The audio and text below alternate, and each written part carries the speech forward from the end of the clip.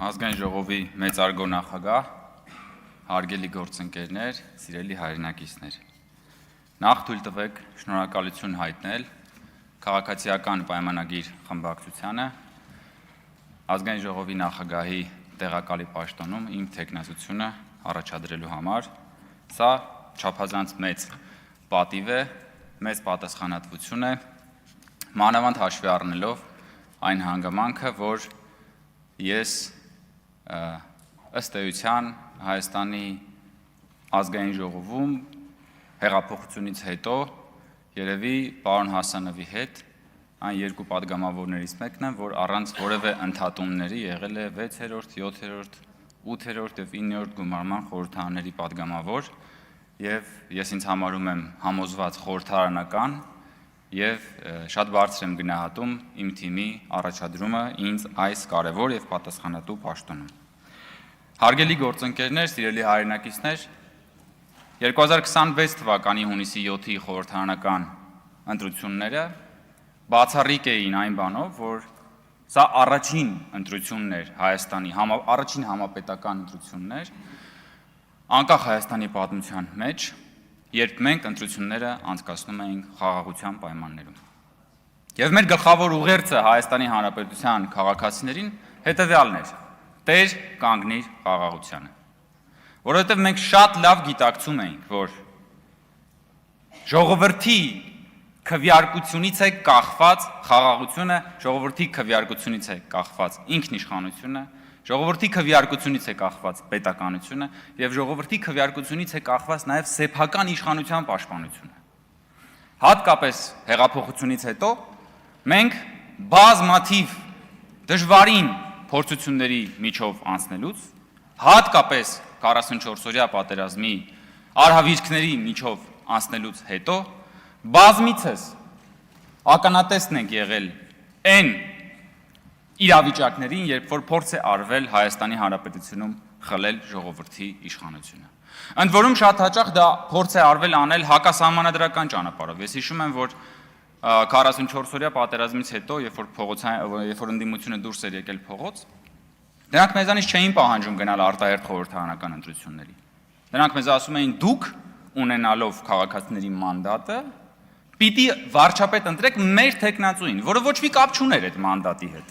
Ասում էին Նիկոլ Փաշինյանը պիտի հրաժարական տա, եւ դուք պետքա վարչապետ ընտրեք Վազգեն Մանուկյանին, հիշում եք։ Մենք ասում ենք, չէ, բայց ժողովուրդ ջան, բա ժողովրդի կամքը, բա ժողովրդավարությունը, բա մանդատը։ Ասում էին, չէ, ինչ մանդատ, որովհետեւ նույնիսկ պատերազմից հետո ես կարծում եմ, որ ընդդիմությունը շատ լավ էր գիտակցում, որ ժողովուրդը միևնույնն է իր մանդատը քաղաքացիական պայմանագիր կուսակցության հանդեպ պահել է պատերազմի արհավիրքները նույնիսկ հասկանալով, որովհետև մարդիկ թացի չորից հիանալի տարբերում են։ Եվ մենք գնացինք 2021 թվականի արտահերթ խորհրդարանական ընտրություններին, Հայաստանում քաղաքական ճգնաժամը հանգուցալուծվեց, ձևավորվեց 8-րդ գումարման ազգային ժողովը, որտեղ ներգրավեցին 3 խմբակցություններ, բայց ցավոք սրտի 8-րդ գումարման ազգային ժողովը ինստիտուցիոնալ տեսանկյունից չկարողացավ լինել այն օրենսդիր մարմինը, որի նկատմամբ ես կարծում եմ, որ յուրաքանչյուր քաղաքացի պիտի որ ունենա իր ակնկալիքները եւ ցանկությունները։ Օրենսդիր մարմին, որը կգա եւ կզբաղվի ամենօրյա օրինաստեղծ աշխատանքով եւ չի զբաղվի ամենօրյա էգզիստենցիալ գոյաբանական խնդիրների վերաբերյալ քննարկումներով, գզվրտոցներով, պատերազմներով եւ այլն։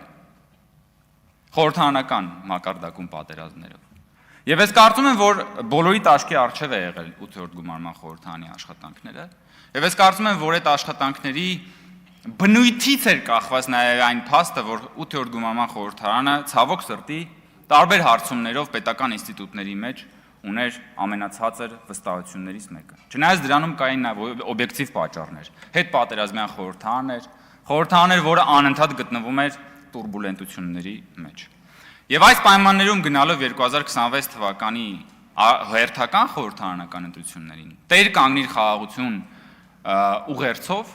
ժողովուրդը տեր կանգնեց խաղաղությանը եւ ժողովուրդը տեր կանգնեց սեփական իշխանությանը, որովհետեւ նախորդիվ տասնամյակների ժամանակաշրջանում խաղաղություն չէր եղել, որովհետեւ չէր եղել ժողովրդի իշխանություն։ Եվ այն իշխանությունը, որը որ չուներ ժողովրդի մանդատը, չէր կարողանում նաև իրագործել ժողովրդի ուղերձը, որովհետև ժողովուրդը, Հայաստանի Հանրապետության քաղաքացիները ամենուր, ամենտեղ, բոլոր առիթների, ծնունդների, կնունքների, բոլոր առիթների ժամանակ ասում էին անփորձանք, ասում էին խաղաղություն։ Մարդիկ դա ասում էին, մարդիկ դա ամեն օր ասում էին, բայց քաղաքական վերնախավը դա չէր լսում։ Եվ ես կարծում եմ, որ շրջադարձային ընտրություններ էին 2026 թվականի ընտրությունները, որովհետև առաջին անգամ խաղաղության պայմաններում ժողովուրդը տեր կանգնեց խաղաղությանն ու ժողովուրդը տեր կանգնեց սեփական իշխանությանը, ժողովրդի իշխանությանը։ Եվ ես համարում եմ, որ սա չափազանց կարևոր ուղերձ է տրված մեզ բոլորիս, որովհետև ինչպես իմ գործընկերը իրավացիորեն նշեց, հարգելի ընդդիմադիր գործընկերներ, դուք էլ եք իշխանություն։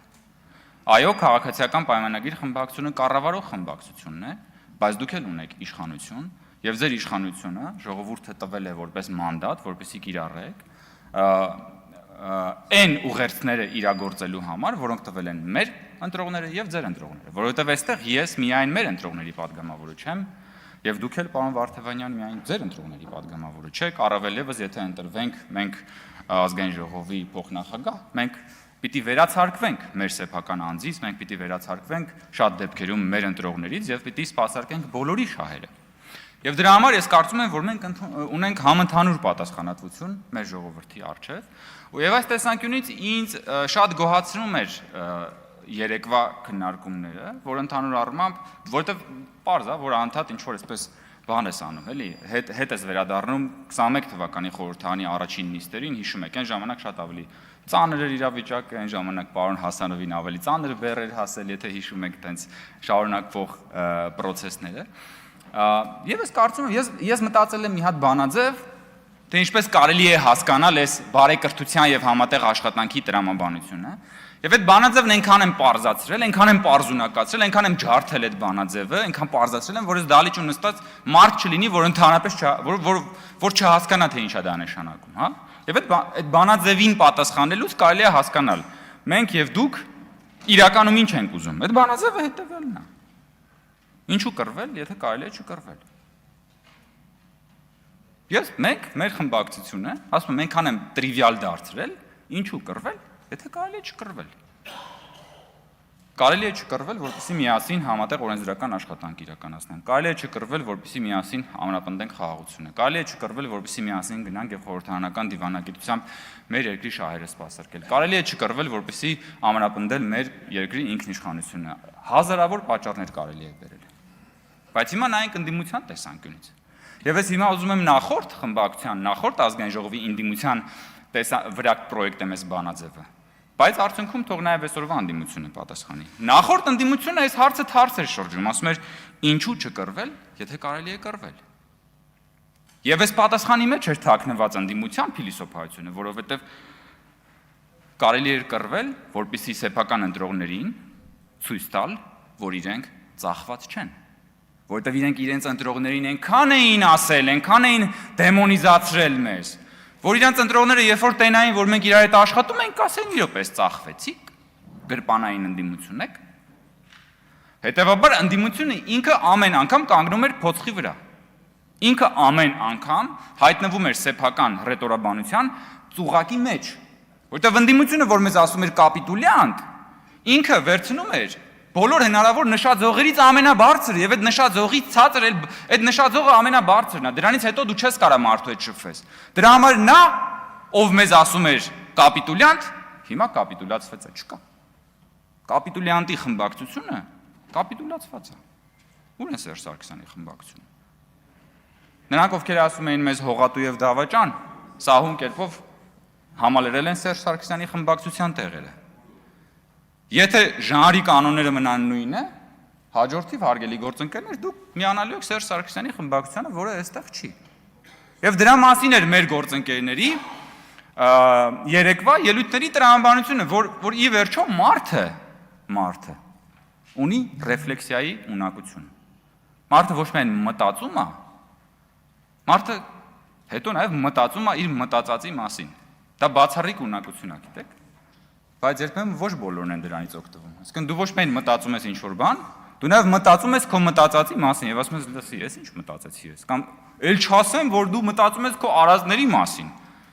Հետո գալիս ես քո արածները վերաիմաստավորում ես, ասում ես ներողություն եմ խնդրում, ասում ես հա սխալվել էի։ Իսկ մեր իրականության մեջ ընդհանրապես սխալ է։ Դա արգահատելի բան է, ոնց դու սխալվեցիր։ Վсё, վերջ, եթե դու սխալվել ես, ուրեմն վերջ, քեզ պետքա դնել հասարակական կարծիքի զոհասեղանին ու քեզ պետքա մատաղանը, ոնց կարաս դու սխալվես։ Ընդ որում սա նաև մեր կրթական համակարգի մեջ մտած խորը բան է։ Ես հիշում եմ, երբ որ ես դպրոցական տարիքում էի, չէր կարելի սխալվել։ Ոնց սխալվելը ամոթ էր, ոնց կա, no, չսխալվես, քեզ մատով ցույց կտան։ Սխալը վատ բան է։ Այնինչ առողջ հասարակությունների եւ առողջ քաղաքական համակարգում նորմալ է սխալվելը։ Նորմալ է սխալվելը եւ հետո գնալ ներողություն խնդրելը։ Նորմալ է սխալվելը եւ վերաիմաստավորել սեփական քայլերը։ Դրա համար երբ որ մեզ ընդդիմությունն ասում է, հա դուք փոխվել եք, դուք այն ժամանակ սենց էիք ասում, իսկ հիմա սենց եք ասում։ Այո, որովհետեւ կներեք, գիտեք ովքեր չէին փոխվում կամ ովքերը երևի ճիշտ չէր ասել։ Դինոզավրերը։ Եվ ուր են հիմա դինոզավրերը։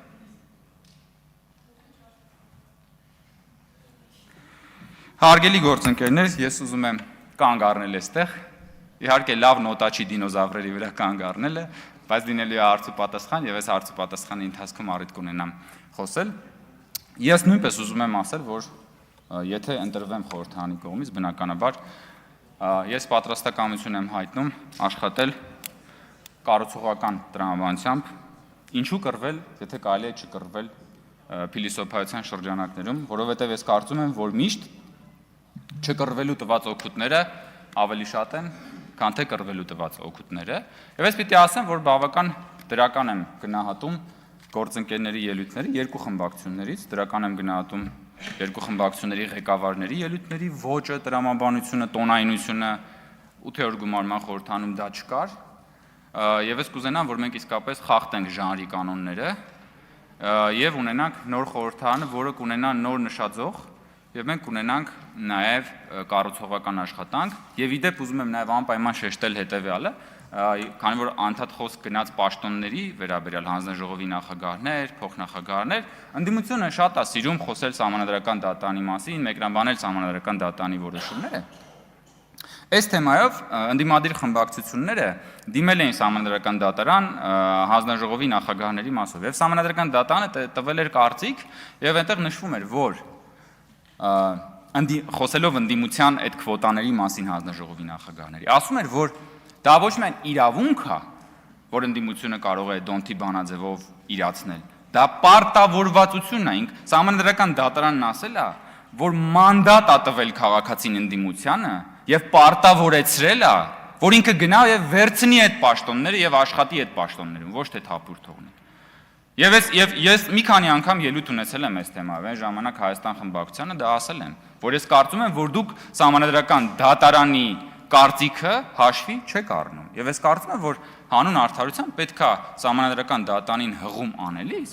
հղում անել ամբողջական համատեքստում եւ կատարել են որոշումները, որը ոչ միայն համապատասխանում են ձեր ցանկություններին, այլ նաեւ նրանք, որոնք որ չեն համապատասխանում ձեր ցանկություններին։ Եվ ես հույս ունեմ, որ այս խորհրդարանում մենք կառաջնորդվենք այս տրամաբանությամբ, շնորհակալություն, սիրով կպատասխանենք ձեր հարցերին։